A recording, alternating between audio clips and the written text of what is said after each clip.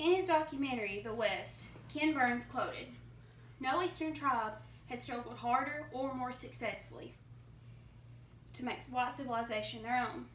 For years, the Cherokee had lived side by side by the whites in Georgia. They had devised a written language, written their own constitution, developed their own newspaper, and formed their own Christian faith. But after gold was discovered on their land, they, just like anyone else, were told they would have to start over out west. In the United States, there are 562 Native American tribes recognized by the National Congress of American Indians. But one of the most unique tribes is the Cherokee tribe. There are currently more than 288,000 members of the Cherokee tribe in the U.S. This tribe has a very interesting history that makes their culture very unique. But today I will discuss what part of their culture makes them stand out the most: the development of their own written language. The Cherokee spoke in their own dialect of the Iroquois family, unlike the other 5 civilized tribes who spoke Muskogean. The Cherokee language was developed in 1795 by Sequoyah, a Cherokee silversmith from Tuskegee, which is present-day Monroe County, Tennessee.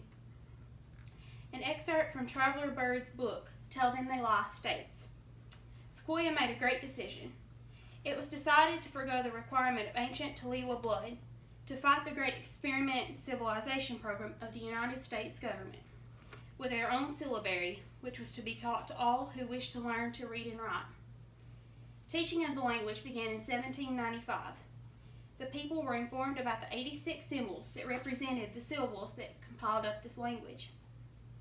He explained that many of the symbols and syllables stood for different words and readings, and that there was no capitalization or punctuation to be used. The Cherokee were taught how to write the symbols and how to read them according to the dialect they spoke, using one of the 6 symbols as a mnemonic key to their own particular dialect. This made the Cherokee tribe the very first tribe to make their own language up.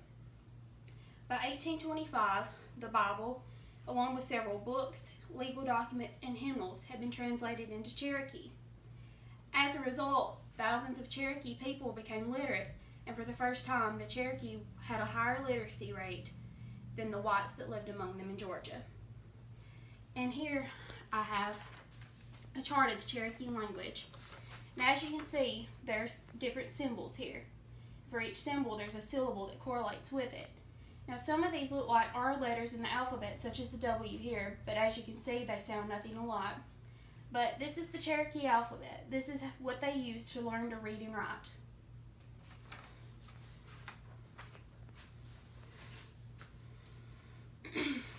The Cherokee newspaper, the Cherokee Phoenix, was published in 1825.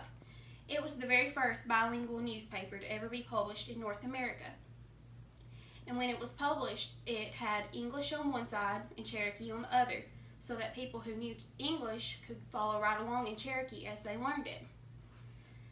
But as time went on, the U.S. government caught wind of this and they wanted to stop it. So they made it illegal to speak Cherokee in public. They made it illegal to print the newspaper and publish it. They did everything they could do to stop this language from being spoken. They also started taking up the Cherokee children and sending them to boarding schools where the children learned to speak English only. They weren't allowed to speak Cherokee at all, and they had to get a new English name when they came in, and they could no longer go by their Cherokee name. So now that you know some of the history of the Cherokee language, let's discuss the present day. Today, the Cherokee language is at high risk of becoming extinct. As quoted in the Language and Life Project's documentary, The Voices of North Carolina, the Cherokee language is nearly gone. There are probably less than 300 Cherokee left that can speak fluent Cherokee. In 2008, the Cherokee Nation developed a 10-year language preservation plan to implement in Cherokee schools. There's also a Cherokee immersion school in Tahlequah, Oklahoma, where the children are taught to speak Cherokee from grades preschool all the way to 8th grade. In the previous documentary I mentioned, the children stated, "We must learn our Cherokee language. If we do not preserve it, how will we keep it alive?" So why is there such a large effort to preserve this language? Well, that's simple. The Cherokee were the very first tribe to ever come up with their own language all on their own. And when they did this, it paved the way for many other tribes to follow suit and make their own languages. They were a great inspiration to the rest of the Indian tribes, and after that, several others followed suit and they became free from the U.S. government.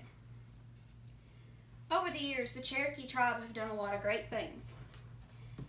They've faced many struggles, like being rooted up from Georgia and being made to walk the Trail of Tears, where a lot of them passed away. They've been discriminated against, and they've been treated badly. But the most important thing that they've done is to develop their own language system.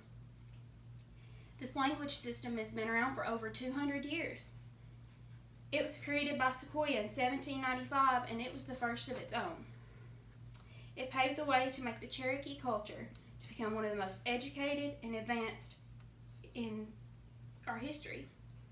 So the next time you read or hear about the Cherokee, I hope that you can remember the great impact their cultures made, not only on Native Americans all across the globe, but as our country as well.